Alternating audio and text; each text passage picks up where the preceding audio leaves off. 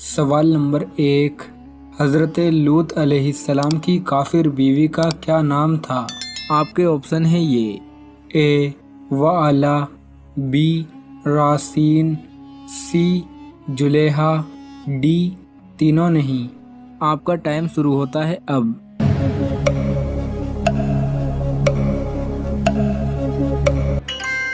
صحیح جواب ہے اے، حضرت لوط علیہ السلام کی کافر بیوی کا نام وعلا تھا۔ سوال نمبر 2، قیامت کے دن زمین کو کس چیز کا بنا دیا جائے گا؟ آپ کے آپشن ہیں یہ اے لوہے کا، بی چاندی کا، سی سونے کا، ڈی تانبے کا۔ آپ کا ٹائم شروع ہوتا ہے اب۔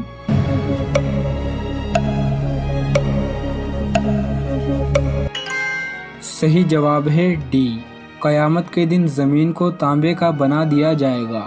سوال نمبر 3، حضور کریم صلی اللہ تعالی علیہ وسلم نے سب سے پہلے کس ملک کا سفر کیا تھا؟ آپ کے آپشن ہیں یہ اے ملک شام، بی مصر، سی ایران، ڈی عراق۔ آپ کا ٹائم شروع ہوتا ہے اب۔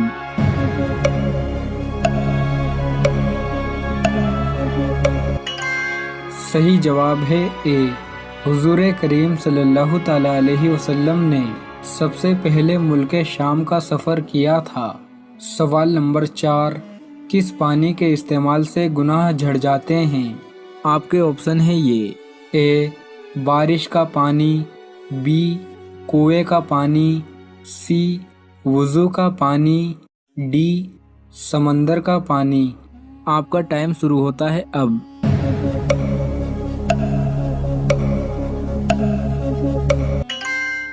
صحیح جواب ہے سی، وضو کے پانی سے انسان کے گناہ جھڑ جاتے ہیں۔ سوال نمبر 5، سب سے پہلے کون سے نبی نے کافر سے شادی کرنے کو منع فرمایا؟ آپ کے آپشن ہیں یہ اے حضرت شیس علیہ السلام، بی حضرت آدم علیہ السلام، سی حضرت نوح علیہ السلام، ڈی حضرت یعقوب علیہ السلام۔ آپ کا ٹائم شروع ہوتا ہے اب۔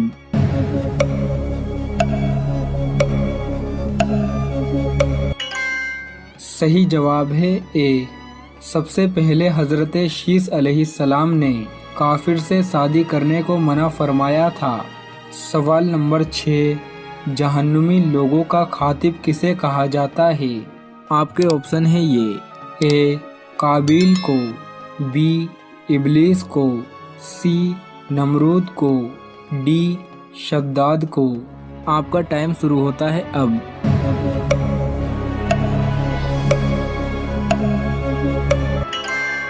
صحیح جواب ہے بی، جہنمی لوگوں کا خاطب ابلیس کو کہا جاتا ہے۔ سوال نمبر 7، کون سے نبی کے لیے جنت سے کفن اور خوشبو آئی تھی؟ آپ کے آپشن ہیں یہ اے حضرت شیس علیہ السلام، بی حضرت آدم علیہ السلام، سی حضرت نوح علیہ السلام، ڈی حضرت یعقوب علیہ السلام۔ آپ کا ٹائم شروع ہوتا ہے اب۔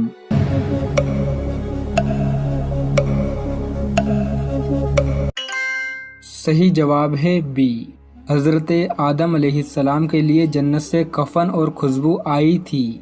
سوال نمبر 8، کس چیز کی وجہ سے انسان آدھی عمر میں ہی بوڑھا ہو جاتا ہے؟ آپ کے آپشن ہیں یہ اے غربت، بی بیماری، سی غم، ڈی تینوں نہیں۔ آپ کا ٹائم شروع ہوتا ہے اب۔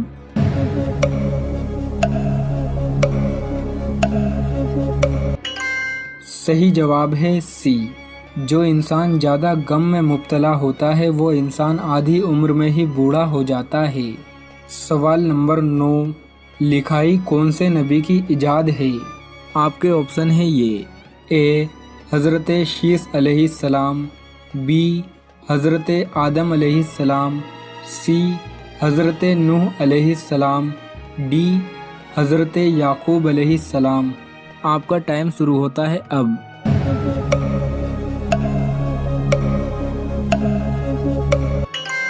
صحیح جواب ہے اے، लिखाई हजरत शीस अलैहिस्सलाम की इजाद है।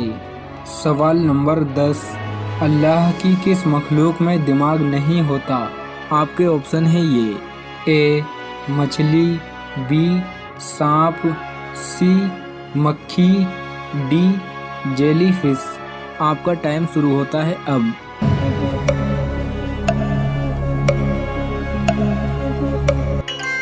सही जवाब है डी, जेलीफिश में दिमाग नहीं होता। सवाल नंबर 11, अरब के लोग किस महीने में लड़ाई को हराम समझते थे? आपके ऑप्शन है ये, ए मुहर्रम, बी रजब, सी शाबान, डी रमज़ान। आपका टाइम शुरू होता है अब।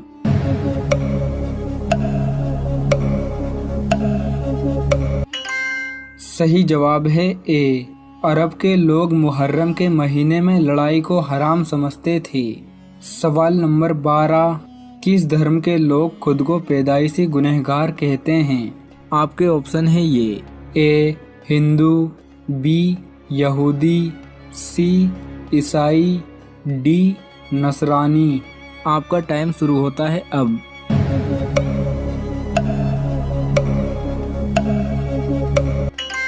सही जवाब है सी, ईसाई धर्म के लोग खुद को पैदाइशी गुनहगार कहते हैं।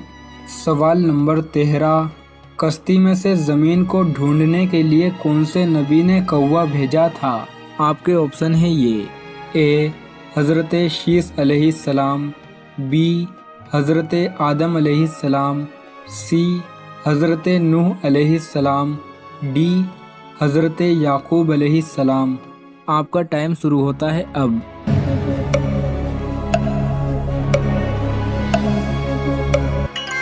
सही जवाब है सी, हज़रत नूह अलैहिस्सलाम ने कश्ती में से कौवे को ज़मीन को ढूंढने के लिए भेजा था।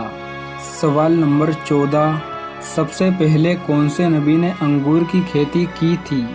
आपके ऑप्शन है ये, ए हज़रत शीस अलैहिस्सलाम, बी हज़रत आदम अलैहिस्सलाम, सी हज़रत नूह अलैहिस्सलाम, डी हज़रत याकूब अलैहिस्सलाम। आपका टाइम शुरू होता है अब।